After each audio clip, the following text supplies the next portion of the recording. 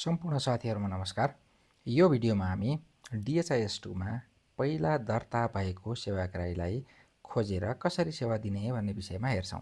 त्यसको लागि सर्वप्रथम हामी ई-रेकर्ड एप्लिकेसनमा जान्छौं। ई-रेकर्ड एप्लिकेसन खोलिसकेपछि हाम्रो यो ई-रेकर्डको ड्याशबोर्ड खुल्छ र पहिला आएको सेवाग्राही खोज्नको लागि हामी एउटा कार्यक्रमभित्र खोज्ने हो कि सम्पूर्ण DHIS2 को सिस्टममा खोज्ने हो भनेर हाम्रो लागि अप्सन हुन्छ। यदि हामी सम्पूर्ण कार्यक्रममा खोज्ने हो भने हामी यहाँबाट सोझै सर्चमा क्लिक गर्न सक्छौं। ख्याल गर्नुहोला तपाईको अर्गनाइजेसन युनिट धेरैजसो छनौट गरिएको हुन्छ।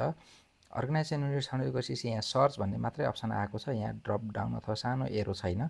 मैले यहाँ कार्यक्रम छनौट गरेँ भने यहाँनिर सर्चको पछाडि एउटा एरो थपिन्छ। यो भनेको के भने मैले परिवार नियोजन कार्यक्रमभित्र मात्र सर्च गर्ने कि सम्पूर्ण DHIS2 को सिस्टममा सर्च गर्ने भन्ने बुझिन्छ। मैले कार्यक्रम यहाँ छनौट गरेको छैन भने मलाई सम्पूर्ण सिस्टममा मात्रै सर्च गर्नको लागि सर्च अप्सन आउँछ भने सेवाभित्र छनौट गर्नको लागि मैले पहिला कार्यक्रम छनौट गर्छु र त्यो कार्यक्रमभित्र छनौट गर्छु, सर्च गर्छु। उदाहरणको लागि अहिले ओपीडी मा मलाई सेवाग्राही सर्च गर्नु छ भने सर्चमा जान्छु, यहाँ ओपीडी छनौट गर्छु, यहाँ सर्च गर्छु र सर्च मैले मुख्यतया दुई किसिमले सर्च गर्छु, या त नामबाट गर्छु या फोन नम्बरबाट गर्छु।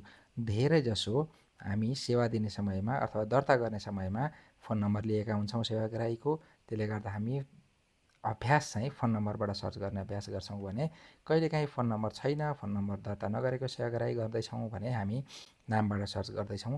ख्याल गर्नुहोला अहिले हामी ओपीडी कार्यक्रमभित्र सर्च गरिरहेका छौं भनेको हामी यहाँ सर्चमा गएर माथिल्लो अप्सनमा क्लिक गरेर हामी यहाँ पुग्दैछौं भने मैले नामबाट सर्च गर्दैछु भने मैले नामको केही अक्षरहरू राम भनेर सर्च गरेँ भने यहाँनिर रामबहादुर घरती भनेर देखिन्छ। अनि यो मान्छेलाई हामी भ्यू ड्याशबोर्डमा लिएर आएर अनि सेवा दिन सक्छौं ओपीडी को सेवा दिनको लागि। यो त भयो कार्यक्रमभित्र सर्च गर्ने तरिका। कहिलेकाहीँ हामी सम्पूर्ण DHIS2 को सिस्टममा लिएर आएर अथवा सर्च गरेर सेवाग्राहीलाई सेवा दिनुपर्ने हुन्छ। त्यसको लागि मैले सर्च भनेर सर्च गर्छु। मानौ मैले एट्रिब्युटबाट नाम आरआई भनेर सर्च गरेँ, मलाई के देखियो यहाँनिर दुई तीनवटा सेवाग्राहीहरू भेटिए। मलाई रितिका रिजाल भन्ने एउटा देखियो, अर्को प्रिन्स मोक्तान भन्ने देखियो र यी मध्ये यदि कुन चाहिँ सेवाग्राहीलाई मैले सेवा दिन खोजेको हो त्यो सेवाग्राहीलाई मैले भ्यू ड्याशबोर्डमा लिएर आएर सेवा निरन्तर गर्न सक्छु। तर ख्याल गर्नुपर्ने कुरा के छ भने यो सेवाग्राही त जुनसुकै कार्यक्रममा पनि आएको हो अथवा अरू कार्यक्रममा आएको होला हो।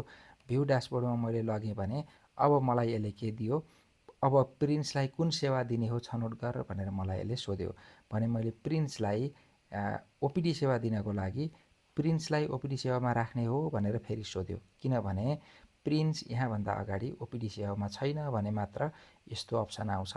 यदि प्रिन्स यहाँभन्दा अगाडि ओपीडी सेवामै भएको भए मलाई यो अप्सन आउँदैन थियो। एकैपटक मैले ओपीडी सेवाको इभेन्ट क्रिएट गर्न सक्थेँ भने यो केसमा प्रिन्स मोक्तान भन्ने सेवाग्राही त भेटियो तर यहाँभन्दा अगाडि उले ओपीडीमा सेवा लिएको रहेनछ अथवा अरू बालखोप लिएको होला अथवा आईएमसीआई लिएको होला अथवा अरू सेवा लिएको थियो तर ओपीडी लिएको थिएन भने यस्तो केसमा मैले ओपीडीमा पनि प्रिन्सलाई हाल्नको लागि प्रिन्सलाई ओपीडीमा दर्ता गर भनेर सोधेको हो। Prince Moktan is not enrolled in this programme. This programme भनेको OPD programme. Enrol Prince Moktan in this programme भनेको प्रिन्स मोक्तानलाई यो कार्यक्रममा राख्नुहुन्छ भनेर सोधेको हो। मैले ओके गरेँ भने के हुन्छ, मेरो यहाँ प्रिन्स मोक्तानको सबै डिटेलहरू भरेर आउँछ अनि सेभ गरेँ भने प्रिन्स मोक्तान ओपीडी सेवाको लागि दर्ता हुन्छ। मैले अहिले यो क्यान्सल गरेँ।